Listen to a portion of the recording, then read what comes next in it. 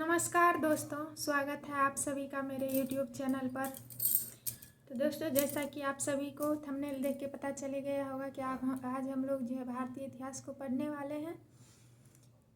और ये जो हम इस प्रकार से पढ़ने वाले हैं, NCERT का वन लाइनर करने वाले हैं। NCERT सार महेश कुमार बर्नवाल का हम लाइन बाय लाइन जो है उसको करेंगे। सारा जितना है उसको वन लाइनर को हम लाइन बाय लाइन एक तरफ से पढ़ाई करेंगे, ठीक है। तो चलिए देखते हैं। सबसे पहले आता है प्राचीन भारत का इतिहास। उसमें प्राचीन भारत के ऐतिहासिक स्रोत, ठीक है। चलिए स्टार्ट करते हैं। अब थोड़ा सा हम इसको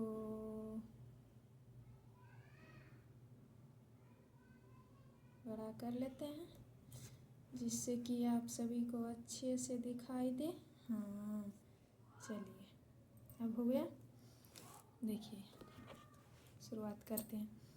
किसी व्यक्ति, समाज अथवा देश से संबंधित महत्वपूर्ण, विशिष्ट व सार्वजनिक क्षेत्र की घटनाओं, तथ्यों आदि का कालक्रमिक विवरण यानी कि क्रोनोलॉजिकल डिस्क्रिप्शन इतिहास कहलाता है, हिस्ट्री कहलाता है, ठीक है।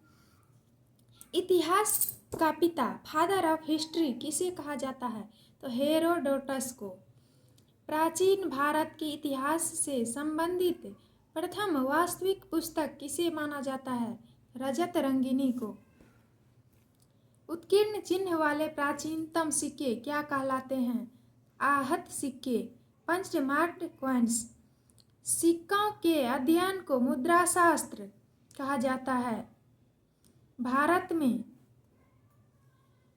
में प्रागैतिहासिक खोज प्रारंभ करने का श्रेय किसे दिया जाता है? तो डॉक्टर प्राइमरोज को।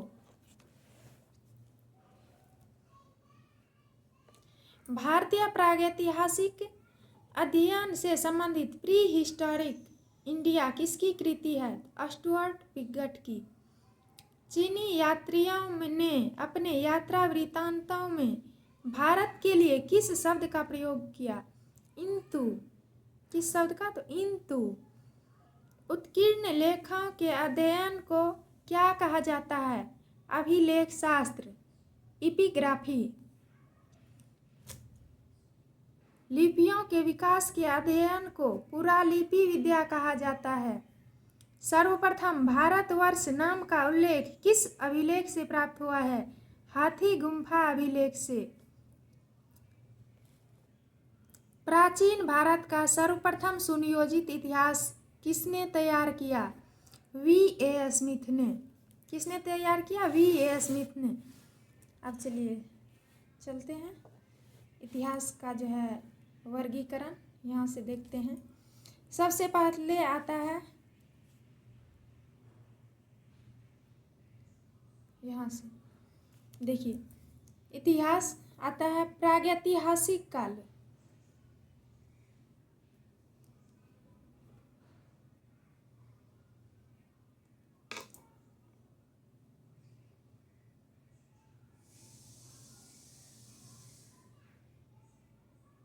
एक सेकेंड, हाँ हो गया, सही हो गया सारा। प्रागैतिहासिक काल, प्री हिस्टोरिक पीरियड, मानव उत्पत्ति से 3000 ईसा पूर्व तक पुरातात्विक साक्ष्य अध्ययन का एकमात्र स्रोत, क्योंकि लिखित साक्ष्य उपलब्ध नहीं है। फिर आदि ऐतिहासिक काल, प्रोटो हिस्टोरिक पीरियड, 3000 ईसा पूर्व से 600 ईसा पूर्व तक लिखित साक्ष्य उपलब्ध किंतु अपठनीय है। ऐतिहासिक काल, हिस्टोरिकल पीरियड, 600 ईसा पूर्व से आगे पुरातात्विक एवं साहित्यिक दोनों प्रकार के साक्ष्य उपलब्ध हैं। चलिए नेक्स्ट देखते हैं।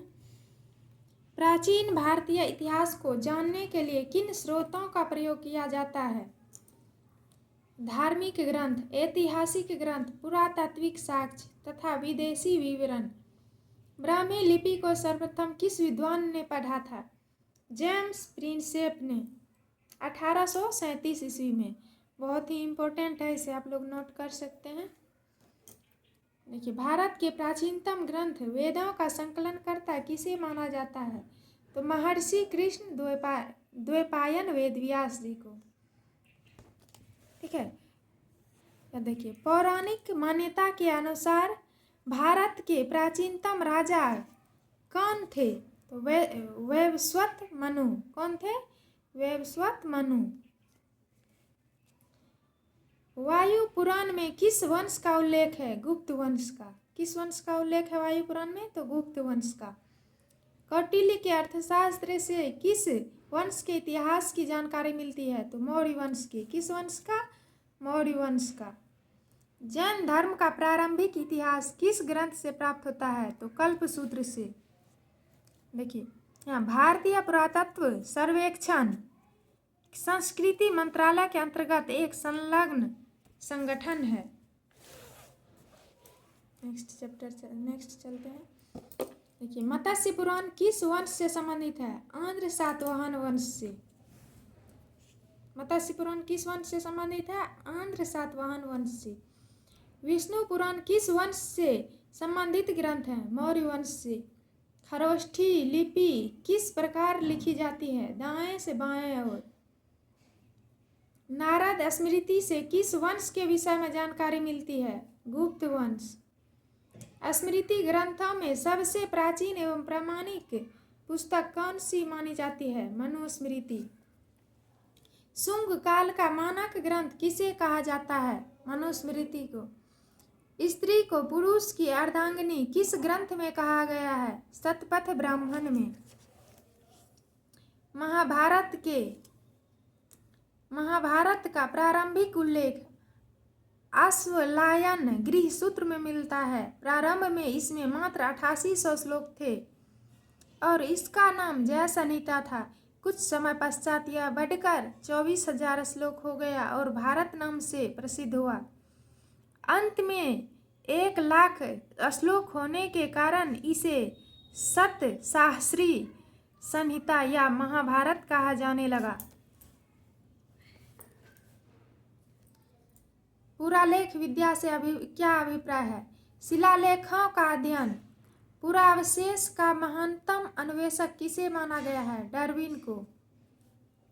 इब्न बतूता का यात्रा वृत्तांत किस नाम से प्रसिद्ध है? रेहला। ह्वेनसांग ने किस विद्यालय में बौद्ध धर्म का अध्ययन किया था? तो नालंदा विश्वविद्यालय। ह्वेनसांग ने किस विद्यालय में बौद्ध धर्म का अध्ययन किया था? नालंदा विश्वविद्यालय। ह्वेनसांग से संबंधित एक और आप लोग प्रश्न याद रख सकते हैं कि यात्रियों में राजकुमार किसे कहा जाता है? तो इसी ह्वेनसांग को। किसको कहा जाता है यात्रियों में का राजकुमार? तो ह्वेनसांग को।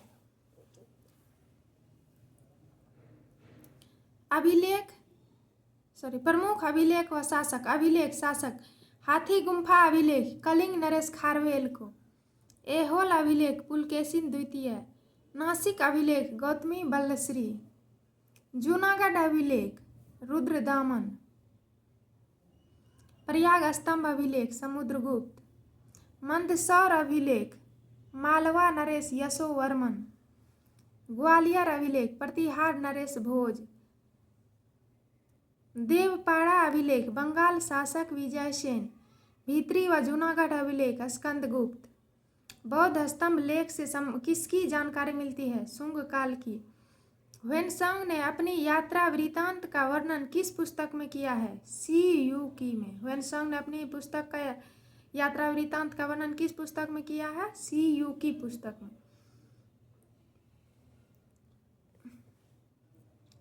अरबी भाषा की पुस्तक किताब उल हिंद की रचना किसने की थी? अल-बरूनी ने। अरबी भाषा की पुस्तक किताब उल हिंद की रचना किसने की थी?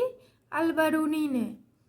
मोरक्को का यात्री इब्न बतूता भारत में मुहम्मद बिन तुगलक के दरबार में आया था तथा तुगलकाबाद से उसे दिल्ली का काजी नियुक्त किया गया था। मार्को पोलो द्वारा किस राज्य की यात्रा का उल्लेख मिलता है? पांड्य राज्य की। पतंजलि के महाभाष्य से किस वंश के इतिहास का पता चलता है? शुंग वंश का। ठीक है, तो चलिए आज का क्लास हम लोग यहीं समाप्त करते हैं। अगर आप लोगों को ये क्लास अच्छी लगे तो वीडियो को लाइक कीजिएगा, चैनल को सब्सक्राइब भी कर लीजिएगा और एक छोटा सा प्यारा सा कमेंट करके ज़रूर बताइएगा ताकि मुझे भी मोटिवेशन मिले और अपने दोस्तों में शेयर भी ज़रूर कीजिएगा। धन्यवाद।